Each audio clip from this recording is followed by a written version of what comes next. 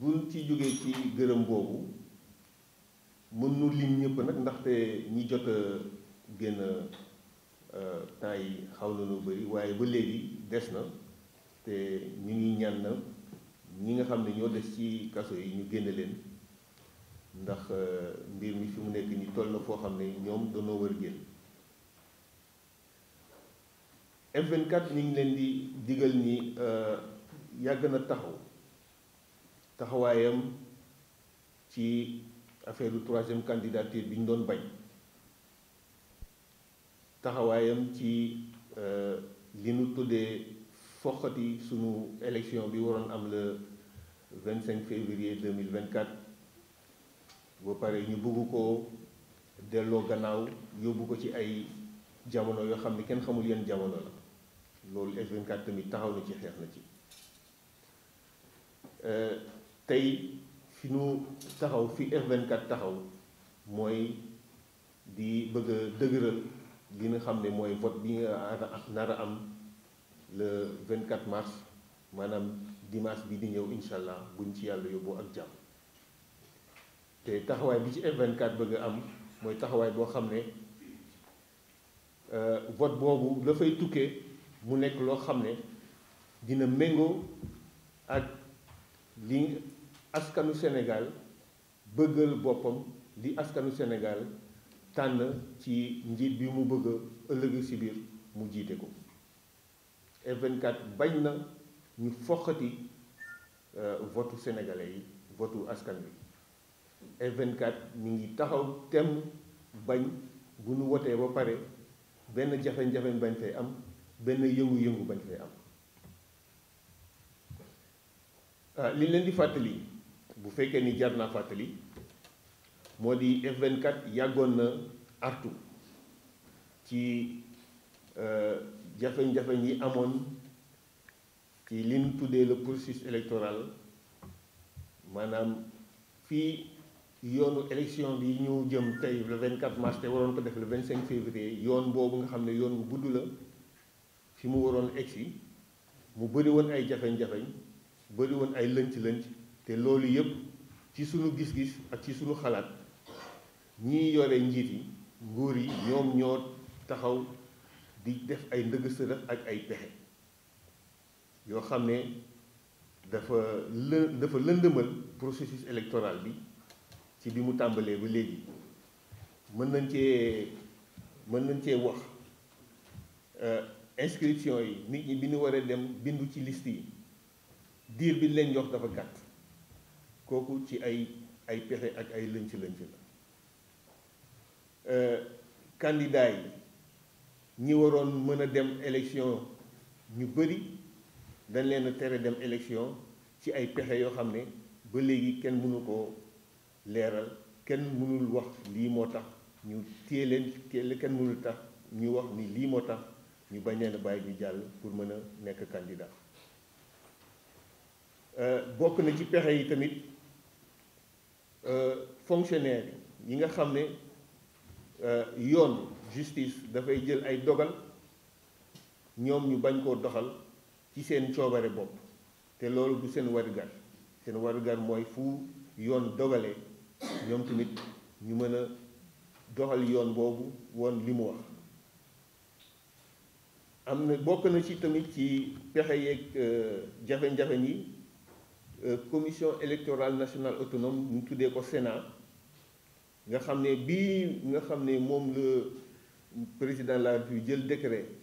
soppi ay kilifa yi fa nekk, ni mu ko defee jaaduwul, jaarul yoon, ba pare ñu teg leen forcer leen nit ñi. loolu tamit F24 seetlu na ko te mi ngi koy mettitlu. gis nañ tamit ay candidats yoo xam ne danoo mbubboo doole yoon ngir éliminer candidats yooyu, mooy li ñuy tuddee les artifices juridico-politiques. loolu tamit F24 seetlu na ko ci li nga xam ne moo lëndëmal yoonu vote bi ñu jëm tey. F24 gis na tamit ni ba léegi amagunu li ñuy wax un ministre de l'intérieur neutre, maanaam ki nga xam ne moom la ñu dénk mu organiser élection yi ak ay waayam yi nga xam ne ñoo nekk ci fonction ci gouvernement bi ci ministère am ba léegi am nu ci koo xam ne ku tëddee njaaxaanaay la loolu tamit F24 mi ngi koy méttitlu loolu mooy yi nga xam ne boobu ba léegi moom moo gàllankoor yoon bi nu jëm te ñu bañ a fàtte tamit di toll ci fichier électoral yi di aju tamit ci fichier électeurs yi parce que ñaari fichier yooyu mooy ñaari fichier yi nga xam ne moom mooy joxe firnde yi nga xam ne fan la ñu war a wote ak ñan ñoo war a wote kooku tamit jotuñu ci jamono yi ñu ci war a jotee kenn joxewu ko te yoon daf ko imposer administration bi deful liggéeyam foofu lëndëmal na xel nit ñi lëndëmal na candidat yi nga xam ne war nañ ci teel a jot ngir ñu mën a am ay matuwaay yu ñuy jël léegi nag fi nu toll nii nga xam ne ay fan yu néew ñoo des ñu dem ci élection bi F24 mi ngi jéem a taxaw liggéey ngir jafe-jafe yooyu ñu leen wax léegi ñu mën a def ba du am njeexital ci fi nu jëm mën a tamit bañ li nga xam ne mooy daggat bi nu daggatee bërëbu votekaay yi ak commune yeeg gox-goxaan yi nu wootee nga xam ne daggate bi ñi koy def dañ cee am luñ ci jublu maanaam daggate ko ni nga xam ne moo leen gën a arrangé wet yi nga xam ne ñoom am nañ fa doole ñu def fa yoo xam ne ay daggate yu leen favoriser nga xam ne nit ñi dinañ voté tranquillement duñu am beneen coow duñu am beneen jafe-jafe mais jamono bërëb yi nga xam ne ñoom amuñu fa doole ñu indil fa électeurs yi ay jafe-jafe def fa ay électeurs yu bëri tasaari bureau de vote yi ak yu mel noonu wala teg ay bureau de vote yoo xam ne balaa nga koy gis da ngay sonn ba nit ñi mën nañoo dem ba découragé ci vote bi léegi nag ngir loolu yëpp bañ a am ngir bu nu wotee mu bañ a am benn coow ngir bu nu wotee ba pare mu bañ a am benn xuloo F24 li muy taxawal mooy bi ci njëkk encre bi nga xam ne moom la ni samp suñu baaraam bu nu wotee ba noppi ngir màndargal ni wote nañu encre boobu nga xam ne warut a mën a gaaw a denc sa baaraam encre boobu waroon na nekk loo xam ne dañ ko waroon a appel d'offre maanaam ñu woote ñi nga xam ne mën nañoo joxe encre boobu ñu testé encre bi ñu càmbar ko seet ndax encre bi baax na laataa ñu koy dugal loolu bokk na ci li nga xam ne mooy poñ yi nga xam ne F24 foofu la bëgg ñu taxaw ci bi ci jiitu bi ci topp ñu ngi woo ñi nga xam ne ñoo jiite réew mi ñu am taxawaay ci aar sunu élection bi ci maanaam bañ a dagg internet muy ci bésu élection bi muy ci fan yi nga xam ne ñoo jiitu walla ñoo topp ci élection bi ndaxte nag seetlu nañ ko fi waxtu bu amee loo xam ne xaw na jaaxal ñi jiite réew mi rek dañuy dagg internet te dagg internet fi mu nekk nii nekk na loo xam ne dafay gàllankoor ñëpp te du nangu nag bi yoon ñu ni gàllankoor di dagg internet kon nag ñu ngi artu gouvernement bi ñu bañ a laal internet bi nañu bàyyi internet bi ngir nit ñi mën a def seen liggéey ci bésub élection bi ak ci bés yi nga xam ne ñoo wër élection bi bésum élection bi muy bés yi ko jiitu ak bés yi ko topp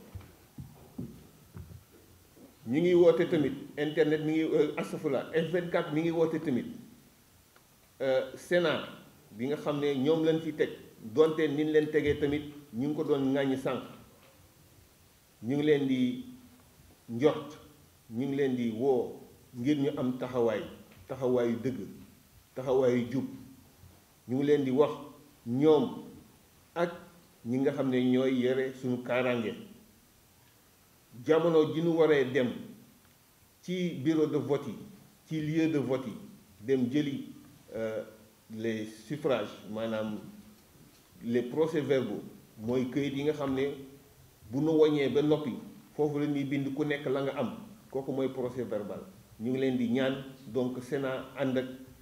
ñi nga xam ne ñooy aar réew mi ak force de défense et de sécurité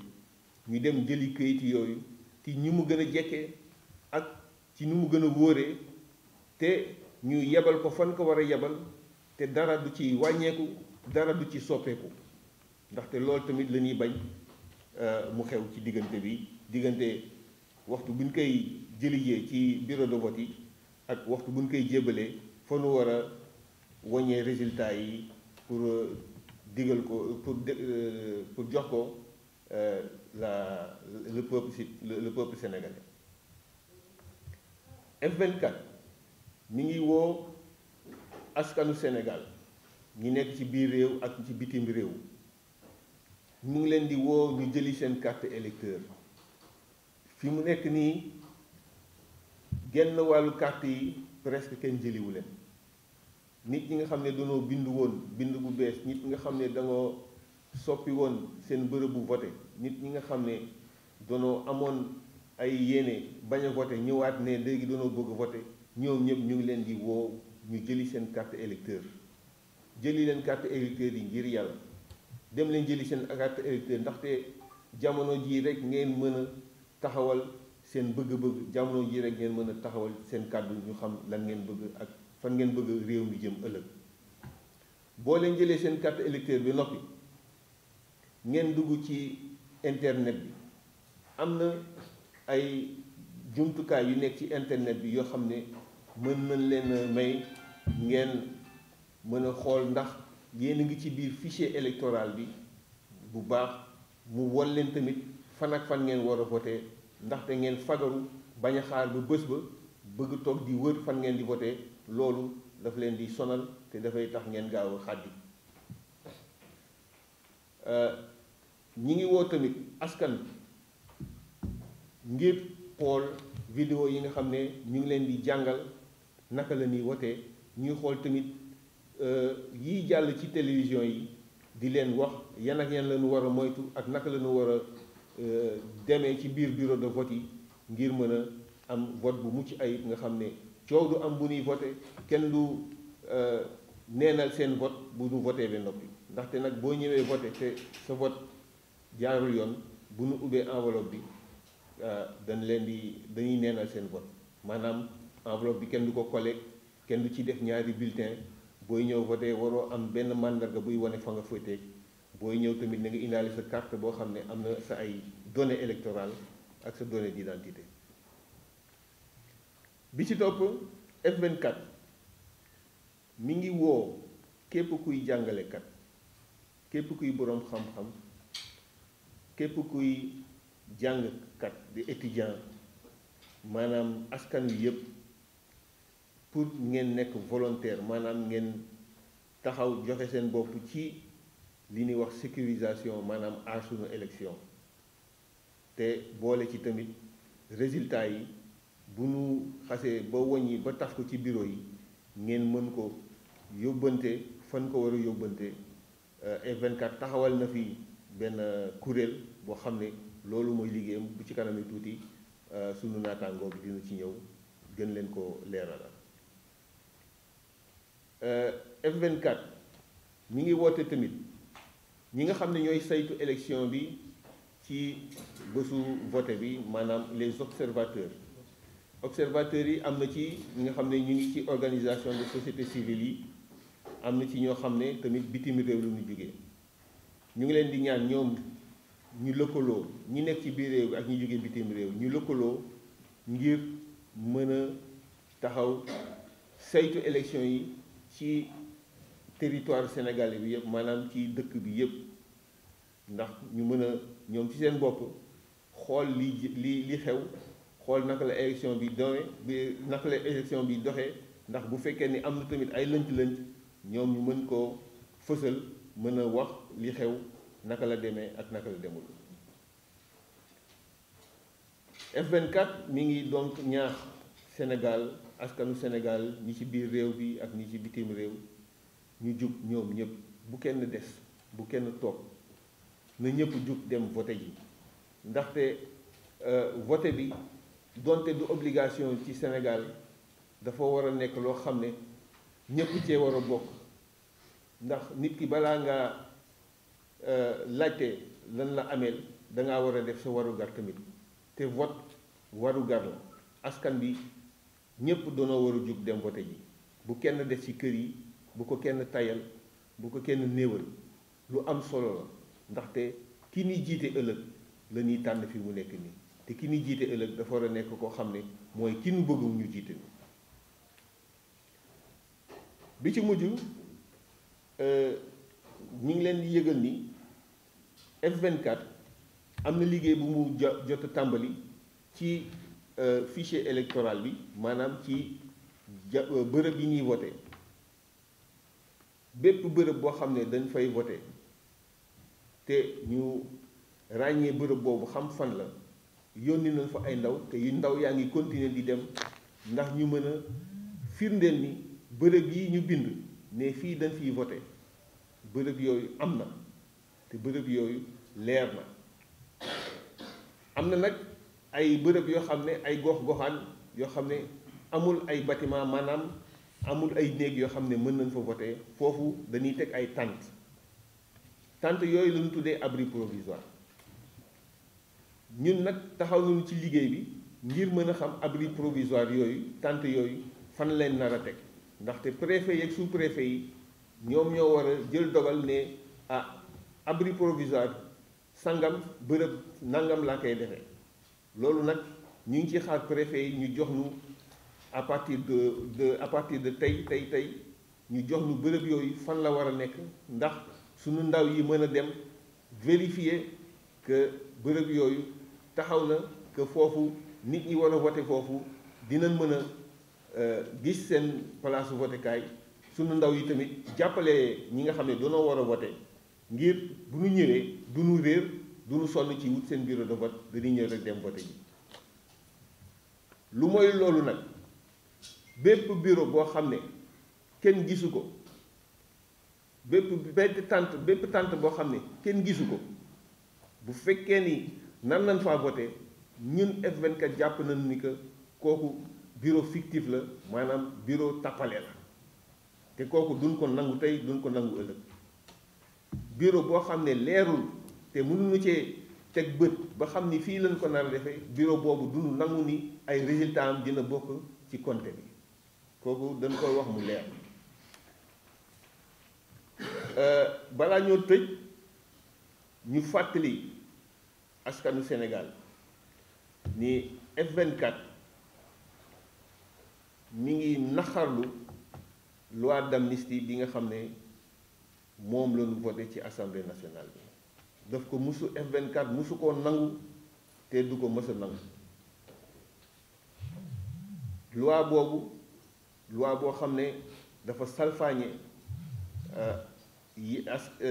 yelleefu askan bi ci ñu war leen a jaarale ci yoon ngir ñi nga xam ne loru nañ ci ñu mën xam ñan ñoo leen lor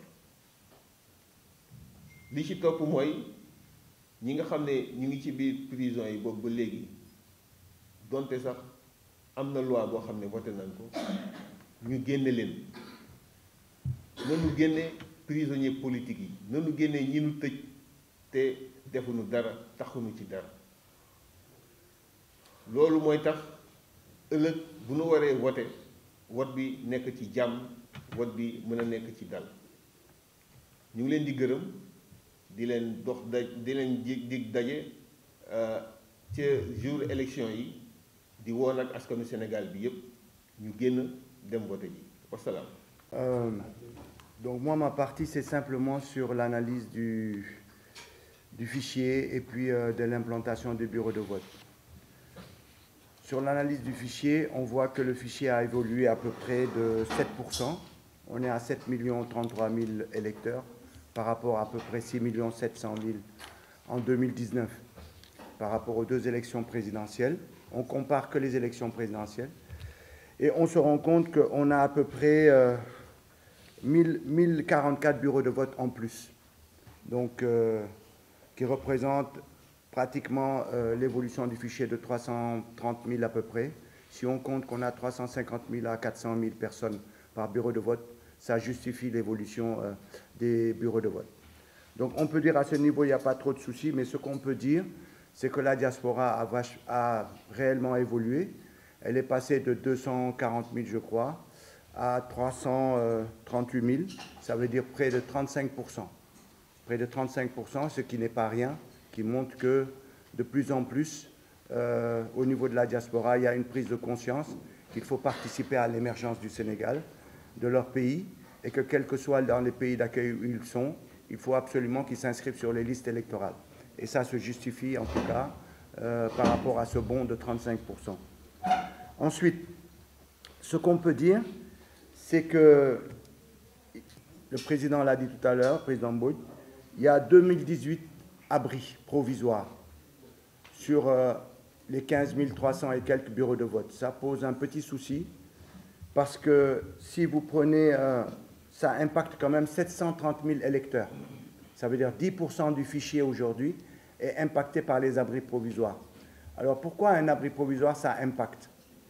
Parce que si tu dois voter dans un lieu précis sur ta carte d'électeur, c'est donner une adresse précise, soit une école, soit un lieu de l'administration, soit un lieu qu'on nous prête, etc. Donc à ce moment-là, on y va et on vote dans un bureau de façon précise. Et lorsque vous avez un abri provisoire, il y a deux problèmes qui se posent. Il faut d'abord positionner l'abri provisoire où il se trouve, ce n'est pas évident. Et deuxièmement, ce n'est pas qu'un seul abri provisoire, c'est plusieurs. Et dans quel abri provisoire tu vas voter? Si on sait que chaque abri provisoire contient à peu près 600 personnes de votants, imaginez-vous, plus on a d'abris provisoires, plus il y a un problème pour retrouver ton bureau de vote, ton abri provisoire. Donc ça veut dire que c'est une forme, voulue ou non, qui décourage le vote citoyen. Parce que moi, si je dois aller quelque part, je dois voter et que je dois me payer une dizaine, une quinzaine d'abris provisoires pour voir où je dois voter. Et à chaque fois, je fais la queue pour savoir si c'est mon abri provisoire. Je vais abandonner au bout de 2 abris provisoires. Donc ça, c'est le problème qui se pose. Donc 2018, abri provisoire pose problème. Et ça explique d'ailleurs la plupart du temps pourquoi nos taux de votants ne sont pas importants. C'est que ces éléments-là participent de la non-participation citoyenne au niveau des élections. Ensuite, là où ça pose problème, c'est à Diourbel. Voilà une région où 50% des bureaux de vote sont des abris provisoires. Ça pose quand même un problème. Mieux même, ça veut dire que ça impacte près de 50% des électeurs, mais si vous allez à Touba Mosquée, qui est une particularité, une commune qui est de Mbacké, du département de Mbacké, si vous allez à Touba Mosquée, vous avez 610 bureaux de vote. Sur les 610 bureaux de vote, vous avez 550 abris provisoires. Ça veut dire 92% de l'électorat de Touba Mosquée va voter dans des abris provisoires. Et ces 550 abris provisoires, chacun tourne autour de 600 électeurs. Donc vous voyez que ça impacte presque une moyenne de 280 000 électeurs, rien que sur Touba Mosquée. Sur Touba Mosquée. Ça veut dire que moi, je suis électeur à Touba Mosquée, j'arrive, sur ma carte d'électeur, c'est marqué je dois voter au bureau numéro 2, à telle école ou à tel lieu. Si je viens, je dois me payer 550 bureaux de vote, chacun 600 personnes, pour trouver mon bureau de vote. Donc 550 abris provisoires. Je me demande déjà comment on va les positionner. Alors la position des abris provisoires, souvent, ça se fait 2 jours avant ou 3 jours avant. Ils vont mettre des grandes tentes, abris provisoires 1, 2, 3, 4, 5, etc. Mais le grand problème, c'est que moi qui vote au bureau numéro 2, dans ces 550 abris provisoires, où est la relation entre ma carte d'électeur du bureau de vote numéro 2 et un de ces 550 abris provisoires? C'est ça le problème. Donc, c'est pour ça qu'au niveau de F24, on ne s'occupe pas trop du nombre de votants dans les bureaux de vote comme le font les partis ou les candidats. C'est très normal qu'ils fassent ça parce qu'ils ont le droit de dire « moi, j'ai plus de votants ici » ou bien « la masse votante est plus importante dans tel département ». Donc, pour pouvoir gagner les élections, je dois aller dans cette direction. Ça, c'est le calcul de ceux qui veulent gagner les élections, ceux qui sont partants pour l'élection présidentielle, candidats. Et nous, on est à une autre échelle. Nous, notre échelle, c'est de dire, on veut que le vote des Sénégalais ne soit pas volé. On veut que l'expression démocratique des Sénégalais dans les bureaux de vote représente les résultats, soit représentatif des résultats. Donc, de ce point de vue-là, ce qui nous intéresse, c'est moins le nombre dans les bureaux de vote, mais ce sont l'existence même des bureaux de vote. C'est pour ça qu'on s'attache à la réalité abri provisoire, qu'on s'attache à la réalité du nombre de bureaux de vote, qu'on s'attache à la localisation des bureaux de vote. Parce que si on ne localise pas son bureau de vote, on ne peut pas voter. Vous venez par exemple dans un village, on vous dit on va voter dans un village, mais c'est un abri provisoire. Peut-être que les villageois, ils peuvent connaître l'abri provisoire, mais il n'est pas localisé. L'abri provisoire peut être dans la maison de quelqu'un, dans la cour de quelqu'un, derrière tel hameau, etc., etc. Et ça, c'est des manières, c'est des façons de faire qui ne sont pas bonnes du point de vue de la traçabilité. Donc, c'est pour ça qu'on attire l'attention là-dessus, parce que quand même, impacter plus de 700 000 personnes, 700 000 électeurs, dont rien qu'à Touba Mosquée, 280 000 électeurs, vous voyez très bien que ça pose problème. Alors nous pensons qu'il y a un travail citoyen à faire à Touba Mosquée, qu'il faudrait qu'on puisse être présent là-bas, diriger les personnes vers les abris provisoires en termes de localisation et en même temps en termes de liaison. Si je devais voter au bureau numéro 2 à Touba Mosquée, c'est dans quel abri provisoire je dois aller. Et ça, en général, personne ne le fait. Et je pense que c'est un travail citoyen que l'on doit assumer si on veut réellement que les Sénégalais puissent assumer leur rôle de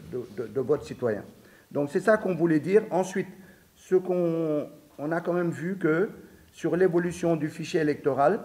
dans le trio de tête, on a Matam, avec près de 30 000 personnes de plus, c'est-à-dire 30% en rapport avec leur